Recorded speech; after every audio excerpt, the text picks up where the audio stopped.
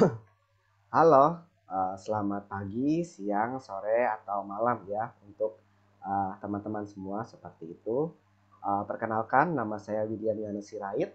Ya, saya adalah seorang kontributor data scientist di PT Asaria Solution Alliance dan juga saat hari ini saya bekerja sebagai guru sains di salah satu SMA Kanaan Tangerang seperti itu ya.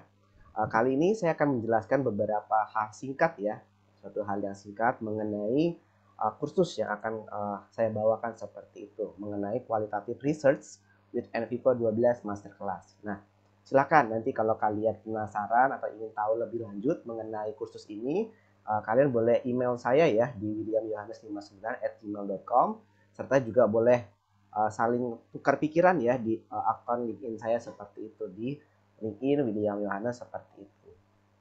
Nah, sekarang pertanyaannya, apa sih penelitian kualitatif itu? Nah, secara definitif, penelitian kualitatif adalah suatu jenis penelitian yang subjek penelitiannya adalah dari responden. Nah, sehingga data yang diperoleh berasal dari responden itu sendiri. Penelitian kualitatif biasanya ini berkaitan erat dengan cabang ilmu sosial ya, seperti sosiologi, politik, komunikasi, ekonomi, manajemen, teologi, bahasa dan sastra dan sebagainya seperti itu. Namun dari pengalaman saya, penelitian kualitatif ini tidak menutup kemungkinan pada cabang ilmu MIPA ya, ilmu yang sifatnya sains seperti itu untuk memperkuat hasil penelitian kuantitatif mereka seperti itu. Nah, ini ada beberapa contoh judul ya dalam melakukan penelitian kualitatif itu sendiri. Yang pertama, analisis dampak penggunaan sosial media terhadap kesehatan mental di kalangan para pelajar SMA di Tangerang seperti itu. Nah, ini bisa masuk ke cabang ilmu psikologi. Yang kedua, pengaruh nilai-nilai Pancasila terhadap budaya toleransi antar umat beragama pada sekolah tingkat dasar di Tangerang. Nah, ini juga bisa masuk ke penelitian kualitatif pada cabang kewarganegaraan. Serta analisis dampak pemberian ekstrakurikuler berbasis teknologi terhadap kepuasan siswa dalam mengikuti PJJ di dalam kondisi pandemi seperti itu. Nah, dari tiga judul penelitian kualitatif ini ada satu hal yang menarik ya. Kalau penelitian kualitatif kita, jadi biasanya sumber datanya ini berasal dari responden.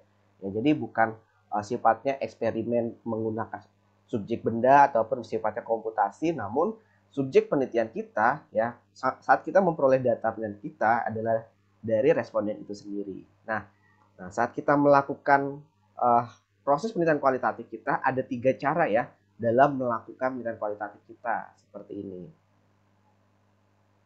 Nah, cara yang pertama bisa disebut dengan wawancara terdalam atau disebut in-depth interview.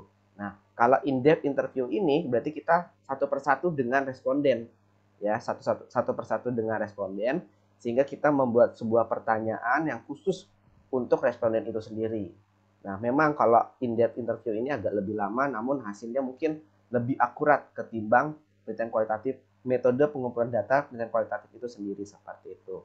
Yang kedua, fokus group discussion atau diskusi berkelompok. Kalau diskusi berkelompok, jadi respondennya adalah banyak. Respondennya banyak, biasanya responden itu bisa bertukar pikiran. Bertukar pikiran, kita kita sebagai moderator memberikan sebuah pertanyaan terbuka sehingga boleh diberikan pendapat dari responden itu sendiri. Nah, kalau misalnya fokus group discussion, kita lebih banyak menjadi seorang pendengar yang aktif dalam diskusi berkelompok itu sendiri. Nah, yang ketiga ada namanya disebut survei. Nah, kalau disebut survei, berarti apa? Kita menyebarkan sebuah survei untuk memperoleh data dari responden yang kita sudah pilih secara spesifik seperti itu. Nah, ini ya, jadi sumber pengumpulan data dari berbagai cara metode pengumpulan data kualitatif. Nah, apa sih perbedaan penelitian kualitatif dengan penelitian kuantitatif ya? Ini ada tiga pilar utama. Kalau penelitian kualitatif lebih bersifat eksplorasi, ya, mengeksplorasi, kita ingin mencari sebuah topik, ya, kita eksplor topik tersebut. Biasanya juga ya bahan pengumpulan datanya bisa dari tinjauan pustaka atau tinjauan literasi seperti itu. Kita ambil topik-topik yang sebelumnya mendukung, lalu kita masuk go deep. Artinya apa? Lebih mendalam. Setelah kita dapat tema atau topik yang ingin kita dapat atau kita cari seperti itu, kita masuk lebih dalam. Nah, lalu yang ketiga, yang terakhir adalah seek to understand. Berarti kita mencari suatu pemahaman. biasanya kerangka dalam penelitian kualitatif kita itu disebut dengan coding. Nah, berarti coding tersebut untuk mencari pemahaman, untuk menjawab sebuah pertanyaan dalam penelitian kualitatif kita seperti itu. Itu adalah proses dari penelitian kualitatif kita. Ada explore, ada go deep, dan seek to understand seperti itu. Nah, yang kedua adalah quantitative research.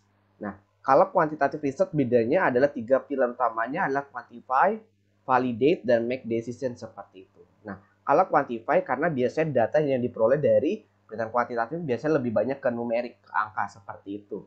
Ya, kita hitung, kita olah datanya, apakah data tersebut berdistribusi normal atau sesuai dengan kaidah statistik. Lalu kita validasi, kita olah sesuai dengan kaidah statistik itu, lalu kita buat visualisasi data kuantitatif itu. Nah, dari data tersebut kita bisa membuat suatu kesimpulan untuk penelitian kuantitatif kita dan menjawab dari rujukan masalah ataupun tujuan penelitian kuantitatif kita seperti itu ya. Jadi ada perbedaan dari pilar-pilar utama dari penelitian kualitatif dan penelitian kuantitatif kita seperti itu. Oke, secara prosesnya ya, secara prosesnya penelitian kualitatif ada dibagi menjadi 6 ya. Tadi sudah dijelaskan ya, in-depth interview atau one-on-one interview ya. Memang kalau interview itu prosesnya lebih lama seperti itu ya, supaya kita mendapatkan hasil yang lebih akurat. Yang kedua fokus graph ya, berarti apa? Diskusi berkelompok. Yang ketiga adalah ethnographic research.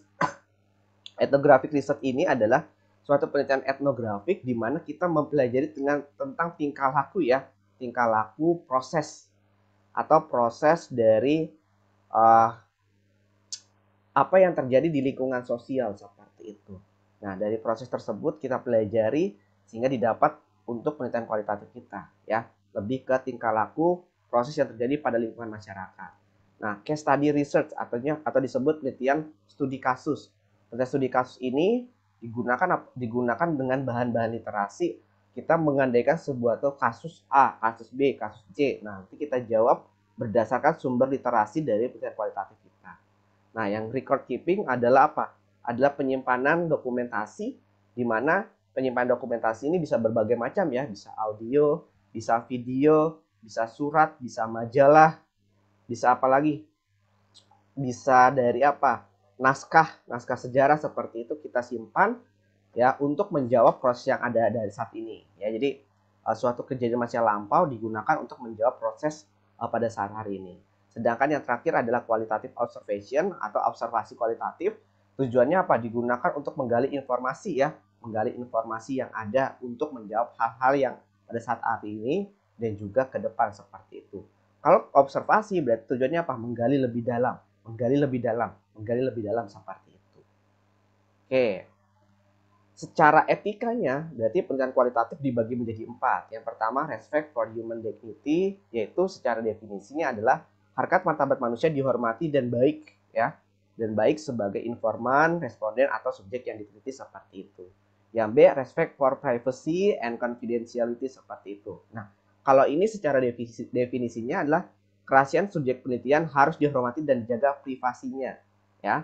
Yang ketiga, respect for justice and inclusiveness. Berarti apa? Sesuai definisinya adalah keadilan dan inklusivitas dalam melakukan penelitian terhadap semua pihak harus dilibatkan.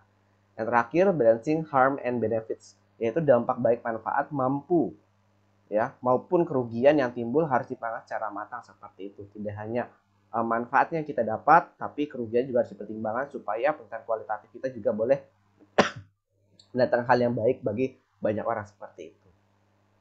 Oke, nah sekarang itu adalah tentang pilar-pilar penelitian kualitatif. Sekarang adalah tentang NVivo itu sendiri. Nah, secara definisi NVivo merupakan salah satu tools aplikasi untuk penelitian kualitatif keluaran QSR internasional yang sangat powerful karena memiliki fitur yang sangat mudah.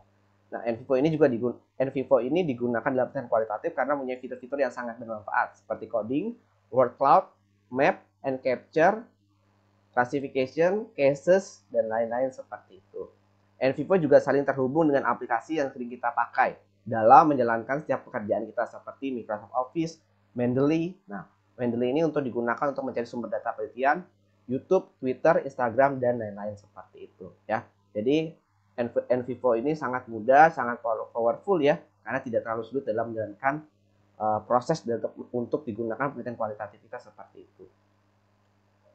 Oke, ini adalah salah satu bagan ya atau homepage ya, laman kerja pada saat kita menjalankan penilaian kualitatif kita. Ada banyak fitur-fiturnya seperti file, classification, notes, sentimen, dan lain-lain ya. Ada framework matrix seperti itu.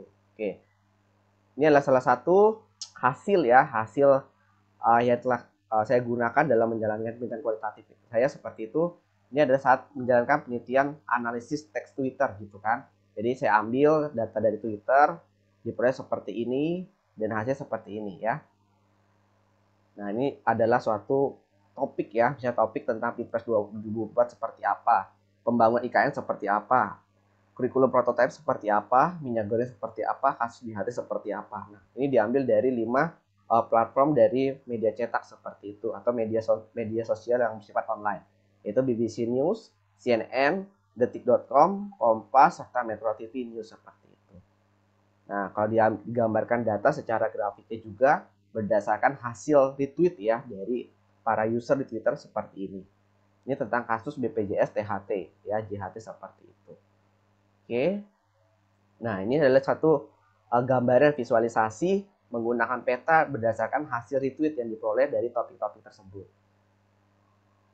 Nah, oke, itu adalah gambaran dasar tentang apa yang dikerjakan menggunakan NVIVO 12. Nah, isi dari kursus ini ada 7 seperti itu. Yang pertama, mengenal aplikasi NVIVO 12.